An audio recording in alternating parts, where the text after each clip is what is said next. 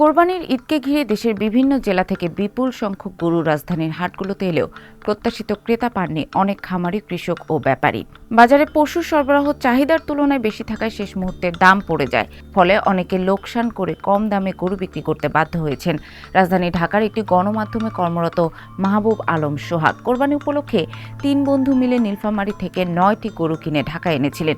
উদ্দেশ্য ছিল ব্যবসার পাশাপাশি নিজেদের একটি পরিচিতি তৈরি করা, যাতে আগামী ঈদ থেকে প্রি বুকিং এর মাধ্যমে কোরবানির গরু সরবরাহ করতে পারেন। তবে সে পরিকল্পনায় ভাটা পড়েছে। সোহাগ জানান, নীলফামারী থেকে গরুগুলো ঢাকায় আনতে তাদের 35,000 টাকা ট্রাক ভাড়া গুনতে হয়েছে। তবে 9টি গরুর মধ্যে বিক্রি করতে পেরেছেন মাত্র 5টি, বাকি 4টি অবিকৃত থেকে যায়। এর মধ্যে পরিচিত একজনের অনুরোধে একটি গরু ক্রয় মূল্যে বিক্রি করে দিয়েছেন। অবশিষ্ট 3টি গরু এলাকায় ফেরত পাঠানো হয়েছে। অবিকৃত প্রতিটি গরুর ক্রয় মূল্য 1,30,000 টাকার বেশি। সেগুলো বিক্রি না হওয়া পর্যন্ত স্থানীয় একজনের কাছে পরিচর্যার দায়িত্ব দেওয়া হয়েছে। মাহবুব আলম সোহাগ বলেন, গরু কেনার পর দেখাশোনা, খাবার ও পরিবহন খরচ মিলিয়ে প্রতিটি গরুর পেছনে 12 থেকে 13,000 টাকা অতিরিক্ত ব্যয় হয়েছে। ক্রেতা না পেয়ে 91,000 টাকায় কেনা একটি গরু 85,000 টাকায় বিক্রি করতে হয়েছে। অর্থাৎ অতিরিক্ত খরচ তো আছে, ক্রয় মূল্য থেকেও কম দামে বিক্রি করেছি।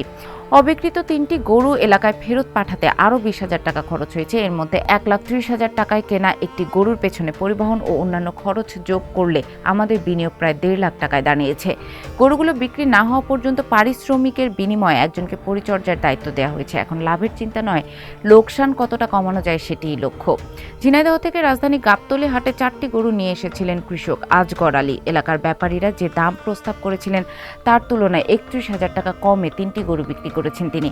এছাড়া 1,45,000 টাকা দাম চাওয়া একটি গরু অবিকৃত থাকায় ফেরত নিয়ে যেতে হয়েছে। তিনি বোর্ডিং বার্তাকে বলেন, গরুগুলো বাড়িতেই পালন করেছি। 3টি গরুর জন্য এলাকায় 3,20,000 টাকা দাম পাওয়া যেত, কিন্তু ঢাকায় সেগুলো 2,89,000 টাকায় বিক্রি করতে হয়েছে। এতে 31,000 টাকা কম পেয়েছি। এর সঙ্গে ট্রাক ভাড়া, বাবা ছেলের 4 দিনের থাকা খাওয়ার খরচ এবং একটি গরু ফেরত নেয়ার ব্যয় যোগ করলে প্রায় 45,000 টাকা লোকসান হয়েছে।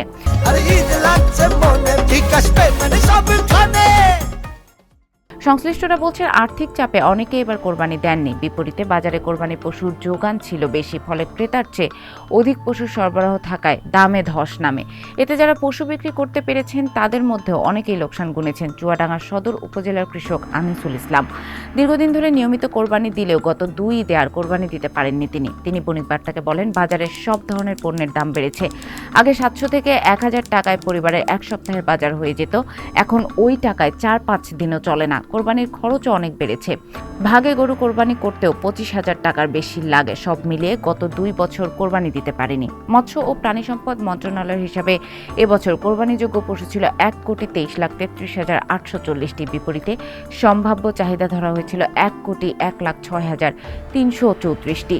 সেই হিসাবে চাহিদার তুলনায় প্রায় 22,27,506টি পশু উদ্বৃত্ত থাকার কথা। তবে এবছর ঠিক কতটি পশু কোরবানি হয়েছে সে বিষয়ে পূর্ণাঙ্গ তথ্য এখনও প্রকাশ হয়নি।